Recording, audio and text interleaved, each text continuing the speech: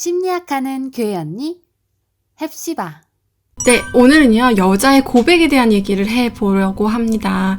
일단은 저는 반대예요. 그러니까 직접적인 고백은 반대예요. 헵시바님 너무 보수적인 이야기를 하는 거 아닌가, 여자도 표현할 수 있는 거지 라고 얘기를 하실 텐데, 여러분들, 저도 여자고 저도 이렇게 있잖아요. 제가 되게 보기보다 엄청나게 사내 대장부 같아요. 그래서 그 여러분들이 무슨 말 하시는지 정말 충분히 이해를 하거든요. 나는 간접적으로 표현하는 게 훨씬 더 어려워요. 그쵸? 그러니까 무슨 말인지 제가 정말 모르는 게 아니에요. 왜 여자가 고백을 먼저 하면 안 되는지에 대해서 제가 말씀을 드릴게요. 일단은 세 가지 이유가 있어요. 첫 번째는 뭐냐면은 제가 계속 말씀드리는 게, 남자가 어쨌든 남녀관계에서 리더로 하나님이 세우셨다라고 제가 말씀을 드리는데, 보세요. 우리가 예수님한테 먼저 고백을 받았어요? 아니면 우리가 예수님한테 먼저 고백을 했나요? 그렇죠. 100% 예수님이 먼저 우리한테 고백을 했기 때문에 우리가 그것들을 믿음으로 받아들임으로써 이 관계가 성립이 됐죠. 그쵸? 근데 성경에서는 어쨌든 남자를 리더로 세웠다고 한단 말이에요. 그러면 결국에는 어쨌든 직접적인 고백과 희생은 남자 쪽에서 먼저 있어야 이 관계가 성경적인 부부의 관계다라는 것이에요. 그래서 어찌됐든 나보다는 남자다운 남자를 만나야 되는 거예요. 제가 있잖아요, 연애를 하면서, 그리고 청년일 때의 고민이 뭐였냐면, 제가 이제 보기보다 되게 남자다워서 나보다 남자다운 남자가 별로 없다는 것이 굉장히 고민이었어요.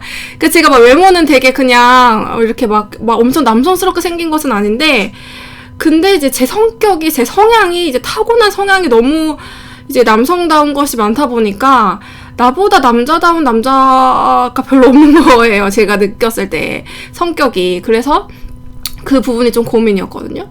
그런데 어찌 됐든 결혼은 나보다는 남자다운 남자랑 해야 된다는 거. 그 의미 중에 하나는 뭐냐면, 나보다는 리더십을 발휘하는 남자를 만나야 된다는 거예요.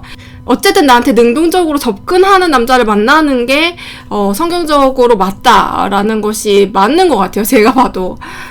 그리고 두 번째 이유는 뭐냐면, 남자들은요, 처음에 이 관계의 구도가 어떻게 시작됐는지에 대해서 굉장히 민감해요. 그래서 처음에 관계의 구도가 여자가 미치고 들어가는 그런 관계의 구도라면, 그러면 끝까지 그 관계는 그렇게 될 가능성이 커요. 그래서 연애도 여자가 먼저 고백하고 여자가 먼저 호감을 표현하면서 막 여자가 너무 이렇게 제시하면서 시작이 되는 관계라면, 결혼 생활을 할 때도 계속 그렇게 관계의 구도가 형성된 가능성이 크다는 거예요.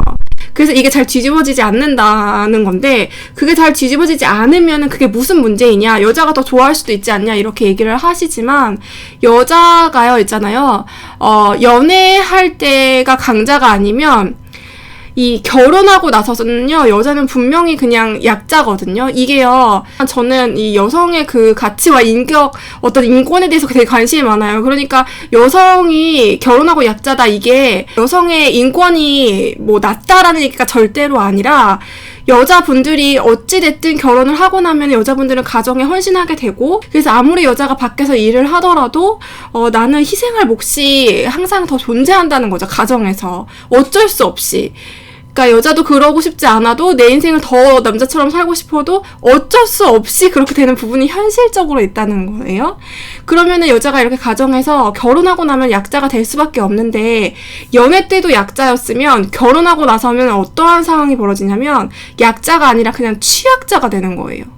그래서 애들하고 같이 그냥 나 혼자만 육아하고, 나 혼자만 감당하고, 그러면서 나 혼자 돈도 벌고, 그러니까 너무 감당할 일들이 많아지게 되는 것이죠. 그랬을 때 아무리 남자한테 뭐 나를 이렇게 해줘라, 나는 힘들다, 이렇게 얘기해도 처음부터 관계의 구도가 약자라면 결혼하고 나서 그게 끝까지 이렇게 올라가지 않는다는 거예요. 그러니까 여자가 충분히 보호받을 수 없다는 거죠. 근데 이제 어쨌든 이제 아기도 양육하고 가정생활을 하려면요, 여자가 보호받아야 되는데, 그 보호받는 것의 범위가 처음부터 연애할 때부터 내가 어쨌든 미치고 들어갔다면, 결혼 후에서는 이게 뭐 미치고 들어가는 정도가 아니라 그냥 내가 아예 그냥 죽어버려야 이 관계가 유지되고 행복할 수가 있는, 그냥 어찌저찌 가정이 유지되는 정도가 되는 거예요. 그래서 어쨌든 연애 때에는 여자가 강자인 것이 확실한 관계가 아니면은 그 결혼은 위험할 수 있다는 거죠.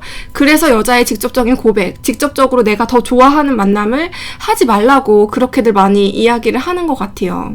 자, 그리고 세 번째는요. 이 남녀 관계에서 사실은 누가 먼저 호감을 표현했는지, 누가 더 좋아하는지, 이 관계를 누가 이렇게 만들어가고 있는지는 본인들이 알잖아요.